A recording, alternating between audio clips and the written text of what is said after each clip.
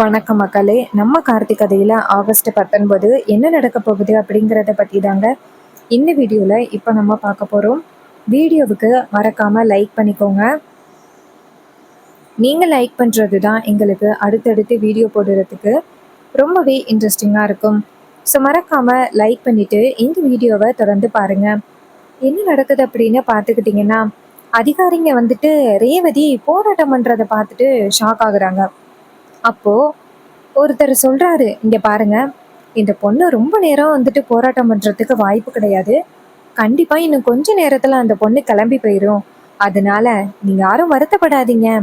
அவ பாட்டுக்கும் கத்தி பார்த்துட்டு போயிடுவா அப்படின்னு சொல்றாங்க. அதே நேரத்துல ஊர் தலைவர்கள் அந்த இடத்துக்கு வராங்க. வந்துட்டு ரேவதிய பார்த்து, இங்க பாருமா, நீ மட்டும் வந்துட்டு போராட்டம் பண்ற அப்படின்னு வருத்தப்படாத. உனக்கு துணையா நாங்க இருக்கோம்.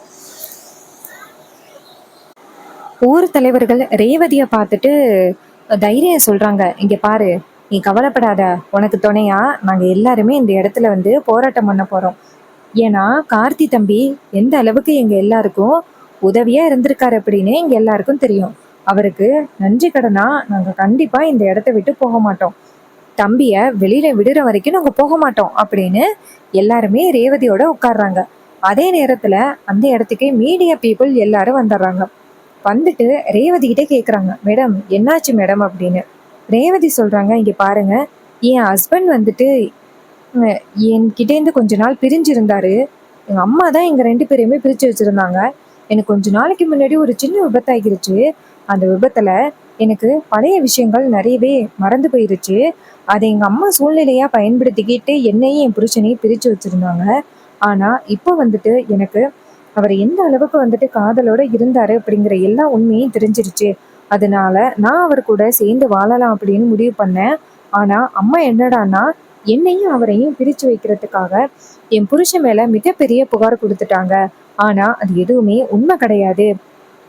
நீங்க எல்லாரும் தான் இப்படியாவது எங்க அம்மாவோட இந்த பெரிய அநியாயத்திலேருந்து என்னை காப்பாற்றணும் அப்படின்னு அது அப்படியே டிவியில டெலிகாஸ்ட் ஆகுது. இதை பார்த்ததும் சந்திரா நினைக்கிறாங்க, சூப்பர், பெத்த பொண்ணே வந்துட்டு பஞ்சாயத்து மீடியாவையெல்லாம் கூப்பிட்டு அக்கா கறிய செம்மையை அசிங்கப்படுத்துறாளே, இது நம்ம லிஸ்ட்லேயே இல்லையே அப்படின்னு வில்லி ரொம்ப சந்தோஷப்படுறாங்க. அப்போ ரேவதி என்ன பண்ணுறாங்கன்னா, நேராக அந்த மீடியா பீப்புளை பார்த்து, இங்கே பாருங்க, நீங்கள் தான் என் புருஷனை எப்படியாவது மீட்டு கொடுக்கணும் அப்படின்னு ரேவதி அத்தனை பேருக்கு முன்னாடி கையெடுத்து கும்பிட்டு கேட்குறாங்க. இதையெல்லாம் பார்த்துட்டு ரொம்பவே அதிர்ச்சி ஆகுறாங்க நம்ம ஈஸ்வரி. ஈஸ்வரி சொல்கிறாங்க, அவளுக்கு எப்படி இவ்வளோ தைரியம் வந்துச்சு அப்படின்னு. சந்திரா சொல்கிறாங்க, அக்கா உனக்கு தெரியாதா இந்த தைரியத்தை யார் கொடுத்துருப்பா அப்படின்னு. அந்த டிரைவர் பையன் தான் உன் பொண்ணுக்கு இவ்வளோ பெரிய தைரியத்தை கொடுத்துருப்பான். கண்டிப்பாக நீ எப்படியும் அவன் மேலே இவ்வளோ பெரிய பழியை போடுவ அப்படிங்கிறத தெரிஞ்சு அவன் தான் ரேவதியை வந்து இப்படியெல்லாம் பண்ண வச்சுக்கிட்டு இருக்கான். அப்படி இல்லைன்னா எப்படி ரேவதி இதெல்லாம் பண்ணுறதுக்கு வாய்ப்பே இல்லை. இது எல்லாத்துக்கும் காரணம் அந்த டிரைவர் பையன் தான் அப்படின்னு சொன்னதும் ஈஸ்வரி சொல்கிறாங்க, நான் விட மாட்டேன், கண்டிப்பாக அவனை சும்மா விட மாட்டேன் அப்படின்னு சொல்லிட்டு ஈஸ்வரி பயங்கர கோவத்தோடு இருக்காங்க. அதே நேரத்தில் ராஜா அந்த இடத்துக்கு வந்துட்டு என்ன சொல்கிறாங்க அப்படின்னா, பாத்தியாடி, உன் பொண்ணு இப்போ அந்த மாதிரி இன்டர்வியூ கொடுக்குறான்னா அதுக்கு யாரு காரணம்? நீ தான் இந்த பிரச்சனையவே ஃபஸ்ட்டு ஆரம்பித்து வச்ச. இப்போ நீ தான் அனுபவிக்கிற. நாங்கள் யாரும் உனக்கு சப்போர்ட் பண்ண மாட்டோம் அப்படின்னு ஈஸ்வரி சொல்கிறாங்க, இங்கே பாருங்க, என்னை வந்துட்டு அத்தனை பேருக்கு முன்னாடி அவமானப்படுத்துகிறா. ஆனால் நீங்கள் எல்லாரும் இது பெரிய விஷயமா எடுத்துக்காம இருக்கீங்க அப்படின்னு. அதுக்கு அவர் சொல்கிறாரு, அவள் அப்படி போய் பேசுகிறா அப்படின்னா யாரு காரணம்? நீ தானே. மாப்பிள்ளை மேலே பொய்யான புகார் கொடுத்தது யாரு? நீ தானே. அப்புறம் உன் மேலே கோவப்படாமல் அப்புறம் அவள் யார் மேலே கோவப்படுவா? இங்கே பாரு ஈஸ்வரி, தப்பு பண்ணது நீ தான். ஸோ நீ தான் அதுக்கான தண்டனை அனுபவிக்கணும் அப்படின்னு. இதை கேட்டதும் ஈஸ்வரி சொல்கிறாங்க, எல்லாருமே சேர்ந்து அவளுக்கு தான் சப்போர்ட் பண்ணுறீங்களே தவிர்த்து என் பக்கம் உள்ள நியாயத்தை யாரும் பார்க்க மாட்டேங்கிறீங்க அப்படின்னு. அப்போ ராஜா சொல்கிறாரு, உன் பக்கம் எந்த நியாயத்தை பார்க்க சொல்கிற? பெத்த பொண்ணோட வாழ்க்கையவே கேள்விக்குறியாக்க பார்த்தியே, உன் பக்கம் நியாயம் பேச சொல்றியா? தான் வாழ்க்கைக்காக போராடிக்கிட்டு இருக்காளே ரேவதி, அவளுக்காக பேச சொல்றியா? இங்கே பாரு ஈஸ்வரி, இந்த விஷயத்தை பொறுத்த வரைக்கும் நீ உன் தங்கச்சியோட பேச்சை கேட்டுக்கிட்டு தானே இப்படியெல்லாம் பண்ணிக்கிட்டு இருக்க. உன் தங்கச்சி என்ன சொல்கிறாளோ அப்படியே நீ நடந்துக்க அப்படின்னு சொல்லிட்டு ராஜா அந்த இடத்துலேருந்து போகிறாரு. இதை பார்த்துட்டு ஈஸ்வரி செம்ம ஷாக் ஆகுறாங்க. இவர் நமக்கு சப்போர்ட் பண்ணுவார் அப்படின்னு பார்த்தா தேவையில்லாம அந்த ரேவதிக்கு சப்போர்ட் பண்றாளே அப்படின்னு. சந்திரா சொல்றாங்க, அக்கா உனக்கு ஆரம்பத்துல இருந்தே தெரியாதா? இந்த வீட்ல உள்ள எல்லாருமே அந்த டிரைவர் பையனுக்கு தான் ஃபுல் அண்ட் ஃபுல் சப்போர்ட் பண்ணிக்கிட்டு இருக்காங்க. துளி அளவு கூட யாருமே உனக்கு சப்போர்ட் பண்ணவே இல்லை. உன்னை நினைச்சு பார்த்தா எனக்கு ரொம்ப கவலையா இருக்குக்கா. ஈஸ்வரி சொல்றாங்க, ஆமா சந்திரா, இன்னும் எவ்வளோ இவங்க கிட்ட நான் அவமானப்பட்டு நிக்க போறேன்னு தெரியல. எல்லாரும் என்ன ரொம்ப அவமானப்படுத்துறாங்க சந்திரா. அப்ப சந்திரா சொல்றாங்க, அக்கா நான் இருக்கிறேன்னு உனக்கு, என்ன மீறி உன்னை யாரும் எதுவும் சொல்லிட முடியுமா? நான் பாத்துக்கிறேன்க்கா, நீ கவலைப்படாத அப்படின்னு. இதை கேட்டதும் ஈஸ்வரி சொல்றாங்க, சரி சந்திரா அப்படின்னு. அப்போ சந்திரா நினைக்கிறாங்க, அக்காக்காரிய எப்படியோ ஏமாத்தி அவளை தூண்டி விட்டு எப்படியோ அந்த டிரைவர் பையன் மேல புகார் கொடுக்க வச்சாச்சு. எப்படியும் அக்காக்காரியே இன்னும் கொஞ்ச நேரத்துல அவமானப்பட்டு நிக்க போறா. பெத்த பொண்ணே அத்தனை பேருக்கு முன்னாடி தன்னோட அம்மா கஷ்டப்படுத்துறா அப்படின்னு அத்தனை பேருக்கு முன்னாடி புகார் கொடுக்குறா. இது யாருக்கு கிடைக்கும் அப்படின்னு ரொம்பவே சந்தோஷத்தோட சந்திரா இருக்காங்க. அப்போ சிவனாண்டி நேரா சந்திராவுக்கு ஃபோன் பண்ணி, சந்திரா அங்க என்ன நடக்குது? இது மாதிரி ரொம்ப பெரிய ட்விஸ்ட் எல்லாம் நடந்துகிட்டு இருக்கு சந்திரா அப்படின்னு. அப்ப சந்திரா சொல்றாங்க, என்னங்க இது எல்லாமே என்னோட பிளான் தான். பிளான் எப்படி இருக்கு அப்படின்னு அதுக்கு அவர் சொல்றாரு, சந்திரா பிளான் சூப்பரான பிளான் சந்திரா. கண்டிப்பா அந்த டிரைவர் பையன் வெளியில வர்றதுக்கு வாய்ப்பு இல்லை. எப்படியும் ரேவதி மீடியா எல்லாருக்கிட்டையும் சொல்லி ஈஸ்வரிய பயங்கரமா கேவலமா பேசிக்கிட்டு இருக்கா. பாரு என்ன நடக்க போகுது அப்படின்னு. ரெண்டு பேரை ஒன்னா சேர்த்து வாழ வைக்கல அப்படின்னு நிறைய அதிகாரிங்க ரேவதி ஈஸ்வரிய கைது பண்ண வர போறாங்க. இதெல்லாம் நடக்க போகுது அப்படின்னு சொல்ல, அதுக்கு சந்திரா சொல்றாங்க, ஆமாங்க இதான் நடக்கணும் அப்படின்னு நானும் எதிர்பார்த்து காத்துக்கிட்டு இருந்தேன். இப்போ அதே நடக்கிறத பார்த்து எனக்கு ரொம்ப ஹாப்பியா இருக்குங்க. ஒரு பக்கம் அந்த டிரைவர் பயலை அதிகாரிங்க கைது பண்ணிட்டாங்க. ரேவதியை மீடியா எல்லாருக்கிட்டையும் அவங்க பெத்த தாயை பத்தி பயங்கரமா பேசிக்கிட்டு இருக்கா. இது மாதிரி அடுத்தடுத்து நடக்கிறதையெல்லாம் பார்த்தா எனக்கு ரொம்ப சந்தோஷமா இருக்கு அப்படின்னு சொல்லிட்டு பேசுறாங்க. இதை கேட்டதும் சிவனாண்டி சொல்றாரு, சந்திரா உன்னைய நீ பிரிச்சதுக்கு அந்த ஈஸ்வரி கண்டிப்பா தண்டனைய அனுபவிச்சு தானே ஆகணும் அப்படின்னு சொல்லிட்டு பேசுறாங்க. இன்னொரு பக்கம் நம்ம ஹீரோ வெளியில நடக்கிறது எல்லாத்தையும் பார்த்துட்டு வருத்தப்படுறாரு. அப்போ பெரிய அதிகாரிங்க எல்லாருமே அங்க வந்துடுறாங்க. என்ன நடக்குது அப்படின்னு பாக்குறதுக்காக பெரிய அதிகாரிங்க நேரா உள்ளார நேரா அந்த உள்ளார இருக்கிற அதிகாரியை பார்த்து, யோ என்னையா உன் இஷ்டத்துக்கு நீ பாட்டுக்கும் இவரை கைது பண்ணி கொண்டாந்து வச்சிருக்க, அவர் யாருன்னு உனக்கு தெரியுமா அப்படின்னு. அதுக்கு அவர் சொல்றாரு, சார் அவன் தான் பொண்டாட்டியவே ரொம்ப கஷ்டப்படுத்தினவன் சார். அவனையெல்லாம் கைது பண்ணாம எப்படி சார் விட முடியும் அப்படின்னு.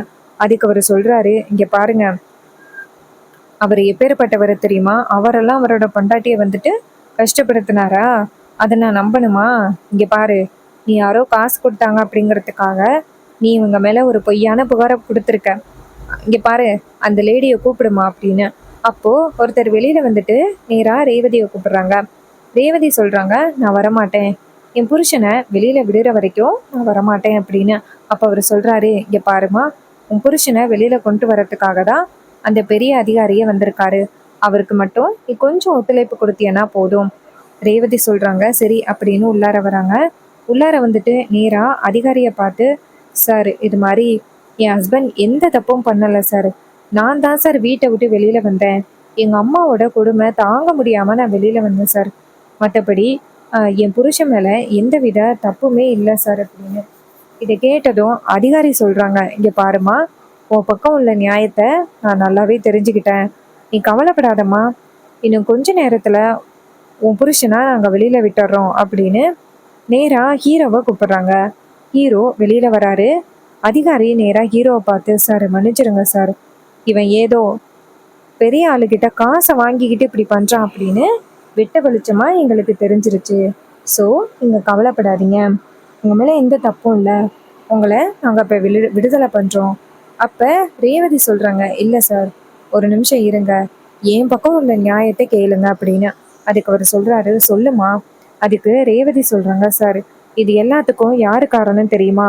எங்க அம்மா தான் காரணம். அவங்க தான் என் புருஷன் மேல இவ்வளோ பெரிய பழிய போட்டு என் புருஷனை இந்த அளவுக்கு அவமானப்படுத்தினது. ஸோ இந்த அளவுக்கு என் புருஷனை அவமானப்படுத்தின என் அம்மாவை கைது பண்ணணும். எங்க அம்மா மேல நான் புகார் கொடுக்குறேன் அப்படின்னு. இதை கேட்டதும் ஹீரோ சொல்றாரு, ரேவதி என்ன பண்ற அப்படின்னு. அப்ப ரேவதி சொல்றாங்க, இல்ல மாமா, நான் இப்படியே பொறுமையா இருந்தேன் அப்படின்னா அம்மா இதுக்கப்புறமும் மேலும் மேலும் இதே மாதிரி நிறைய தப்பு பண்றதுக்கு வாய்ப்பு இருக்கு. ஸோ கண்டிப்பா இது எதையுமே என்னால வேடிக்கை பார்த்துக்கிட்டு இருக்க முடியாது. எனக்கு உங்களோட கௌரவம் எனக்கு ரொம்ப முக்கியம். அதனால நான் அம்மா மேல புகார் கொடுக்குறேன் அப்படின்னு. அப்போ பெரிய அதிகாரி சொல்றாங்க, இங்க பாருமா, நீ எதுக்காக உங்க அம்மா மேல புகார் கொடுக்குற? அப்ப ரேவதி சொல்றாங்க, சார், நான் என் புருஷன் கூட சேர்ந்து வாழணும் அப்படின்னு ஆசைப்படுறேன். ஆனா என் அம்மா என் புருஷன்கிட்டேருந்து என்னை பிரிக்கணும் அப்படிங்கிறதுக்காக இந்த மாதிரி புகார் கொடுத்துருக்காங்க. என்னையும் அவரையும் சேர்ந்து வாழ விட மாட்டேன் அப்படின்னு சொல்றாங்க. ஸோ அவங்க மேல நான் புகார் கொடுக்குறேன் அப்படின்னு. இதை கேட்டதும் அதிகாரி சொல்றாரு, சரிங்கம்மா, சரி, நாங்க நேரா ஈஸ்வரி மேடத்தை கைது பண்ண போறோம் அப்படின்னு சொல்ல ரேவதியும் சரிங்க சார் அப்படின்னு சொல்றாங்க. அப்போ ஹீரோ ரேவதியை பார்த்து, ரேவதி என்ன காரியம் பண்ற? எதுக்கு அத்தை மேல நீ புகார் கொடுக்குற அப்படின்னு. அப்ப ரேவதி சொல்றாங்க, இல்ல மாமா, நான் வந்துட்டு நான் உங்க கூட சேர்ந்து சந்தோஷமா வாழணும். அதுக்கு நான் வந்துட்டு இப்படியே வேடிக்கை பார்த்துக்கிட்டு இருந்தா அது நடக்காது. அம்மா இன்னும் வந்துட்டு என்னை கஷ்டப்படுத்திக்கிட்டே இருப்பாங்க. ஸோ என்னால் இது எல்லாத்தையுமே வேடிக்கை பார்த்துக்கிட்டு இருக்க முடியாது. அதனால தான் நான் இப்படி ஒரு முடிவு பண்ணேன். வாங்க மாமா அப்படின்னு சொல்லிட்டு நேராக வீட்டுக்கு போகிறாங்க. இன்னொரு பக்கம் அதிகாரிங்க எல்லாருமே சேர்ந்து ஈஸ்வரியோட வீட்டுக்கு போகிறாங்க. அங்கே போயிட்டு நேராக ஈஸ்வரியை பார்க்க ஈஸ்வரி சொல்கிறாங்க, சார், அந்த டிரைவர் பையில கைது பண்ணீங்களா இல்லையா அப்படின்னு. அதுக்கு அவங்க சொல்கிறாங்க, மேடம், நீங்கள் வந்துட்டு 2 பேரை ஒன்றா சேர்ந்து வாழ விடலை அப்படிங்கிறதுக்காக உங்கள் மேலே உங்கள் பொண்ணு வந்துட்டு புகார் கொடுத்துருக்காங்க அப்படின்னு. இதை கேட்டதும் ஈஸ்வரி ஷாக் ஆகுறாங்க. என்னது, என் பொண்ணு என் மேலே புகார் கொடுத்துருக்காளா அப்படின்னு. அதுக்கு அவங்க சொல்கிறாங்க, ஆமாம் மேடம், உங்கள் மேலே தான் புகார் கொடுத்துருக்காங்க, கைது பண்ணுறதுக்காக தான் வந்திருக்கோம் அப்படின்னு. இதை கேட்டதும் ஈஸ்வரி செம்ம ஷாக்கிங் ஆகுறாங்க. இங்கே பாருங்க, கண்டிப்பாக வந்துட்டு என் பொண்ணு என் மேலே புகார் கொடுத்துருக்க மாட்டா. அதுக்கு அதிகாரி சொல்கிறாரு, மேடம், கொடுத்த புகாரில் தான் நாங்களே இங்கே வந்திருக்கோம் அப்படின்னு சொல்ல சந்திரா சொல்கிறாங்க, பாத்தியாக்கா, உன் பொண்ணு எவ்வளோ பெரிய காரியத்தை பண்ணியிருக்கா அப்படின்னு.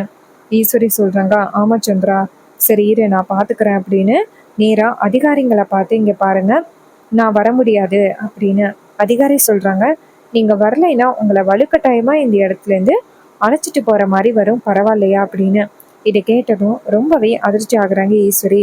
சந்திரா அவங்க அக்காவை பார்த்து, அக்கா, நம்ம இதுக்கப்புறமே ஏதாவது பேசணும் அப்படின்னா கண்டிப்பாக ரொம்ப பெரிய பிரச்சனை வர்றதுக்கு வாய்ப்பு இருக்கு, சரி வாக்கா அப்படின்னு. உடனே ஈஸ்வரியும் சரி அப்படின்னு நேராக அதிகாரிங்களை பார்த்து, சரி நான் வரேன் அப்படின்னு சொன்னதும் அதிகாரிகளும் சரி அப்படின்னு சொல்லிட்டு நேராக ஈஸ்வரியை கூட்டிக்கிட்டு அந்த இடத்துலேருந்து போகிறாங்க. சந்திரா இதை பார்த்துட்டு, பெத்த பொண்ணே பெத்த தாய் மேலே புகார் கொடுத்துருக்கா, இதை விட பெரிய சம்பவம் வேற என்ன இருக்கு? இந்த ரேவதிக்கு இன்னும் வேணும், இதுக்கு மேலேயே வேணும் அப்படின்னு ரொம்பவே சந்தோஷப்படுறாங்க நம்ம சந்திரா. அப்போ ஈஸ்வரி வந்து அந்த இடத்துல இருந்து போறாங்க. இன்னொரு பக்கம் நம்ம ஹீரோ வந்துட்டு அவங்க அத்தையை எப்படியாவது வெளியில கொண்டு வந்துடணும். ரேவதி அவசரப்பட்டு இப்படி முடிவு பண்றா. ஸோ அவளோட இந்த பேச்சுக்கு நம்ம கட்டுப்படக்கூடாது அப்படின்னு ஹீரோவும் ரொம்ப ஒரி பண்றாரு.